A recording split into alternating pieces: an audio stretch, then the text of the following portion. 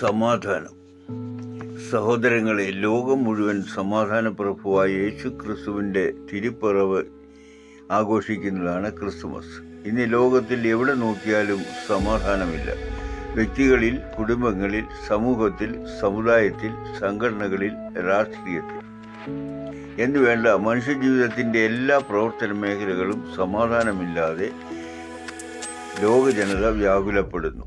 മനുഷ്യരീതിയിൽ പല മാർഗങ്ങളും ജനം അവലംബിക്കുന്നു. എന്നാൽ ഇതൊന്നും നിമിഷങ്ങൾ നീണ്ടു നിൽക്കുന്നില്ല. മതവിശ്വാസികൾ വിവിധ മതങ്ങളിൽ കൂടി സമാധാനത്തിന് ശ്രമിക്കുന്നു. അതും പരാജയപ്പെടുന്നു. സമാധാനം ഉണ്ടാകേണ്ടത് ഹൃദയങ്ങളിലാണ്. ഹൃദയത്തിൽ നിന്നാണ് എല്ലാവിധ ദോഷങ്ങളും ആരംഭിക്കുന്നത്. ഇതിന് കാരണം ദൈവം മനുഷ്യനെ മക്കൾ എന്ന പദവിയിൽ ദൈവ സാദൃശ്യത്തിൽ ഒരിക്കലും മരണമില്ലാതെ അവസ്ഥയിൽ സ്നേഹവാനായി ദൈവത്തിൻ്റെ സാദൃശ്യത്തിലും സ്വരൂപത്തിലും തേജസ്സുള്ളവനായിട്ട് ആണ് മനുഷ്യനെ സൃഷ്ടിച്ചത്. ദൈവം വസിക്കേണ്ടതായ ആലയമാണ് ഹൃദയം. ദൈവമുള്ള ഹൃദയത്തിൽ സ്നേഹം, സന്തോഷം, സമാധാനം, ദീർഘക്ഷമ, ദയ, പരോപകാരം, വിശ്വസ്തത, സൗമ്യത, ഇന്ദ്രിയജയം എന്ന ഗുണങ്ങൾ സ്വതവേ മനുഷ്യനിൽ ഉണ്ടാകും. ദൈവാത്മാവ് മനുഷ്യനെ സകല സത്യത്തിലും വഴി നടത്തുകയും ചെയ്യും. എന്നാൽ ഇപ്പോൾ മനുഷ്യഹൃദയങ്ങളിൽ പുറപ്പെടുന്നത് ദുർചിന്ത, വ്യഭിചാരം, ദ്വന്ദ്വപക്ഷം, ഭിന്നത, അസൂയ, മദ്യപാനം, വിഗ്രഹാരാധന, വെറിക്കൂത്ത്, പക, പിണക്കം, സ്വജനപക്ഷപാതം, കാമം, ക്രോധം, അശുദ്ധി എന്നീ ദുർഗുണങ്ങളാണ് പുറപ്പെടുന്നത്. ഇതിന് കാരണം ദൈവം വസിക്കേണ്ട ആലയമായ മനുഷ്യഹൃദയങ്ങളിൽ ഇപ്പോൾ വസിക്കുന്നതും ഹൃദയത്തെ നിയന്ത്രിക്കുന്നതും സാത്താൻ അഥവാ ഇബിലിസാണ്. ഇപ്പോൾ ദൈവം വസിക്കുന്ന ഹൃദയമായ ആലയത്തിൽ ഇങ്ങനെ സംഭവിക്കാൻ കാരണം മനുഷ്യനെ സൃഷ്ടിച്ച ആദ്യ സമയങ്ങളിൽ മനുഷ്യന് ദൈവവുമായിട്ട് കൂട്ടായ്മയുണ്ടായിരുന്നു. അത് മനുഷ്യന്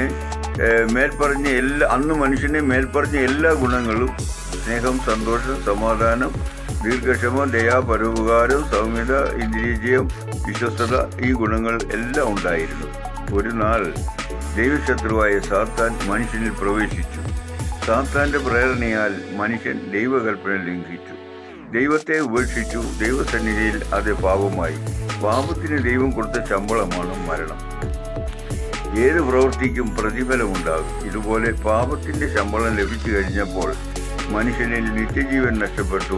മക്കൾ എന്ന പദവി നഷ്ടപ്പെട്ടു. വസ്ത്രത്തിന് പകരം ധരിച്ചിരുന്ന തേജസ് നഷ്ടപ്പെട്ടു. അധികാരം നഷ്ടപ്പെട്ടു. പൂർണ്ണമായും സാത്താന്റെ അടിമയായി, നഗ്നരായി ഓടിയൊളിച്ചു. മനുഷ്യൻ പാപിയായി. പരിശുദ്ധനായ ദൈവബന്ധം അതോടെ നിലച്ചു. എങ്കിലും സ്നേഹവാനായ പിതാവാം ദൈവം മക്കൾ പാപം ചെയ്തു ദൈവ തേജസ് നഷ്ടപ്പെടുത്തിയെങ്കിലും പിതൃപുത്ര ബന്ധത്തിൽ സൃഷ്ടിച്ച മനുഷ്യനെ സൃഷ്ടിച്ചതുകൊണ്ട് പാപിയായ മനുഷ്യനെ ദൈവം സ്നേഹിക്കുന്നു. എങ്കിലും പാപിയിലുള്ള പാപത്തെ ശിക്ഷിക്കാതെ വിടുകയില്ല. പാപത്തെ ശിക്ഷിക്കുമ്പോൾ പാപം വസിക്കുന്ന വ്യക്തിയും ശിക്ഷ അനുഭവപ്പെടും.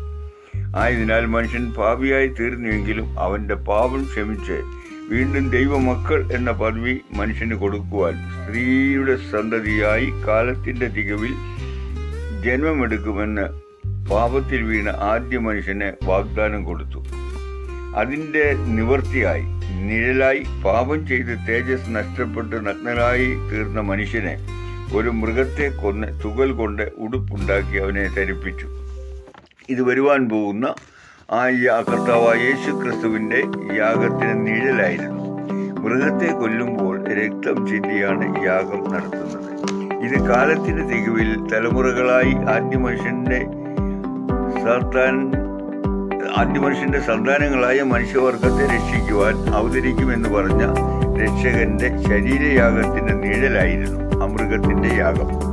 എന്നാൽ കാലത്തിന്റെ തികവിൽ ഇന്നേക്ക് 2024 വർഷങ്ങൾക്കപ്പുറം യഹൂദ്യയിലെ ബേത്ലഹേമിൽ ഒരു കന്യകയിൽ കൂടി അത്ഭുത ജനനമെടുത്ത് കാൽവരി കുരിശിൽ മനുഷ്യവർഗത്തിന്റെ പാപപരിഹാര യാഗത്തിന് സ്വയം ഏൽപ്പിച്ചു കൊടുത്തു. തന്റെ പാപമില്ലാത്ത രക്തം ചിന്തി പാപിക്ക് പകരക്കാരനായി ഒരു ലോകത്തിൻ്റെയും പാപങ്ങൾ ഏറ്റെടുത്ത്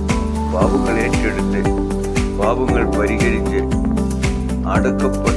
മരിച്ച് അടക്കപ്പെട്ട് 3-ാം നാൾ ഉയർത്തെഴുന്നേറ്റ് ഇന്നും ജീവിക്കുന്ന ദൈവമാണ് യേശു ക്രിസ്തു. അഭിഷിക്തനായ രക്ഷകൻ. മനുഷ്യൻ ചെയ്ത പാപത്തിന്റെ പരിഹാരം വരുത്തുവാൻ മനുഷ്യനായി ജന്മമെടുത്ത യേശു.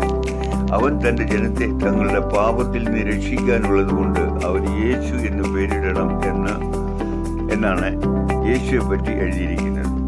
ഭൂമിയിൽ പാപങ്ങളെ പോക്കുവാൻ മനുഷ്യപുത്രന് മാത്രം അല്ലെങ്കിൽ യേശുവിന് മാത്രമാണ് അധികാരം എന്ന് എഴുതിയിരിക്കുന്നു. മറ്റൊരുത്തരിലും രക്ഷയില്ല.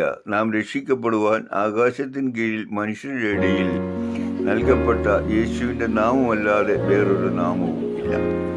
യേശു അത്ഭുതമന്ത്രി, വീരനാം ദൈവം, നിത്യപിതാവ്, സമാധാന പ്രഭു എന്ന പേരുള്ളവനാണ്. പാപത്താൽ ദൈവത്തിൽ നിന്ന് അകലപ്പെട്ട മനുഷ്യനെ പരിശുദ്ധനായ ദൈവവുമായി യോജിപ്പിക്കുവാൻ പാപമില്ലാത്ത ഒരു മധ്യസ്ഥൻ വേണം. അതാണ് യേശു കർത്താവ്. യേശുവിന്റെ പാപപരിഹാര യാഗത്താൽ സകല മനുഷ്യർക്കും രക്ഷാമാർഗമുണ്ട്. എങ്കിലും വിശ്വസിക്കുന്നവർക്ക് മാത്രമാണ് ആ രക്ഷ, പാപമോചനം, നിത്യജീവൻ, അധികാരം എല്ലാം ലഭിക്കുന്നത്. യേശുവിന്റെ പാപപരിഹാര യാഗം എന്റെയും പാപത്തിന് പരിഹാരമായി എന്നെ വ്യക്തിപരമായി നിത്യജീവൻ പ്രദാനം ചെയ്യുന്ന അവനാണ് യേശു. യേശുവിന്റെ രക്തം സകല പാപവും പോക്കി നമ്മെ ശുദ്ധീകരിക്കുന്നു. യേശു ദൈവവചനമാണ്. യേശു ദൈവം തന്നെയാണ്. യേശുവിന് ദൈവമകൻ എന്ന പേരുള്ള ഏകജാതനായ പുത്രൻ. വചനം പറയും, തന്റെ ഏകജാതനായ പുത്രൻ അല്ലെങ്കിൽ യേശുവിനെ വിശ്വസിക്കുന്ന ഏവരും നശിച്ചു പോകാതെ നിത്യജീവൻ പ്രാപിക്കേണ്ടതിന് ദൈവം അവനെ നൽകുവാൻ തക്കവണ്ണം ലോകത്തെ സ്നേഹിച്ചു.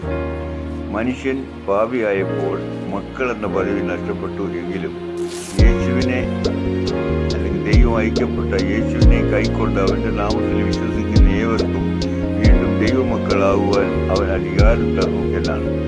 യേശുവിനെ രക്ഷകനും ദൈവമായി സ്വീകരിക്കുമ്പോൾ നഷ്ടപ്പെട്ട മക്കൾ എന്ന പദവി, നിത്യജീവൻ, അധികാരം, തേജസ് എല്ലാം തിരികെ ലഭിക്കുന്നു. സ്വർഗരാജ്യത്തിന് അവകാശികളാകും. ഇതാണ് യേശു ജനിച്ചതിന്റെ ഉദ്ദേശം. യേശുവിനെ പാപപരിഹാരനും രക്ഷകനും ദൈവമായി സ്വീകരിച്ചു കഴിയുമ്പോൾ മനുഷ്യനിൽ പാപത്താൽ ദൈവാത്മാവിന്റെ പ്രവർത്തനം നിലച്ച സ്ഥാനത്തെ പ്രവർത്തനം വീണ്ടും ആരംഭിക്കും. ദൈവം വസിക്കേണ്ടതായ ആലയമായ ഹൃദയത്തിൽ നിന്നും സാത്താന്യ ശക്തികളെ അടിച്ച് പുറത്താക്കി യേശു രാജാവായി ഹൃദയങ്ങളിൽ വസിക്കും. അവിടെ സർവ്വപക്ഷയും കവിയുന്ന ദൈവീയ സമാധാനം ഹൃദയങ്ങളിൽ വാഴും. യേശു ജനിക്കുമ്പോൾ സ്വർഗീയ മാലാഖമാർ പാടി, അത്യുന്നതങ്ങളിൽ ദൈവത്തിന് മഹത്വം, ഭൂമിയിൽ ദൈവപ്രസാദമുള്ള മനുഷ്യർക്ക് സമാധാനം എന്ന് പറഞ്ഞു. സമാധാനം,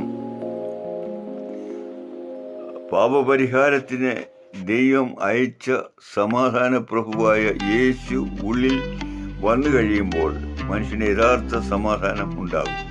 യേശുവിൽ വിശ്വസിച്ചത് കൊണ്ട് ദൈവം പ്രസാദിക്കുകയും ചെയ്യും. കാരണം സമാധാനത്തിന് ദൈവം അയച്ചവനിൽ വിശ്വസിക്കുകയാണ് ദൈവ ഇഷ്ടം. ഇതിൽ നിന്നും ദൈവപ്രസാദമുള്ള മനുഷ്യർക്ക് സമാധാനം ഉണ്ടാകുമെന്ന് തെളിയുന്നു. ദൈവം പ്രസാദിക്കുവാൻ മതങ്ങളുടെ ക്രിയകളല്ല, അവൻ അയച്ചവനിൽ വിശ്വസിക്കുകയാണ്. ആരെയാണ് അയച്ചത് എന്ന് നാം മനസ്സിലാക്കുക. അത് രക്ഷകനായ യേശുവിനെ തന്നെ. യേശുവിൻ്റെ കാൽവരിയാകത്താൽ സകല മനുഷ്യൻ്റെയും പാപങ്ങൾ പരിഹരിച്ച് ദൈവത്തോട് നിരപ്പിച്ച് സമാധാനം ഉണ്ടായി. അതുകൊണ്ട് സമാധാനത്തിനായി ദൈവം പ്രസാദിക്കട്ടെ. അതിനായി ദൈവം അയച്ച യേശു ക്രിസ്തുവിനെ പാപങ്ങൾ ഉപേക്ഷിച്ച് മാനസാന്തരപ്പെട്ട് രക്ഷകനും ദൈവമായി സ്വീകരിക്കുക. ഇതാണ് യഥാർത്ഥ സമാധാനത്തിനുള്ള മാർഗം. യേശു ഹൃദയങ്ങളിൽ ജനിക്കട്ടെ.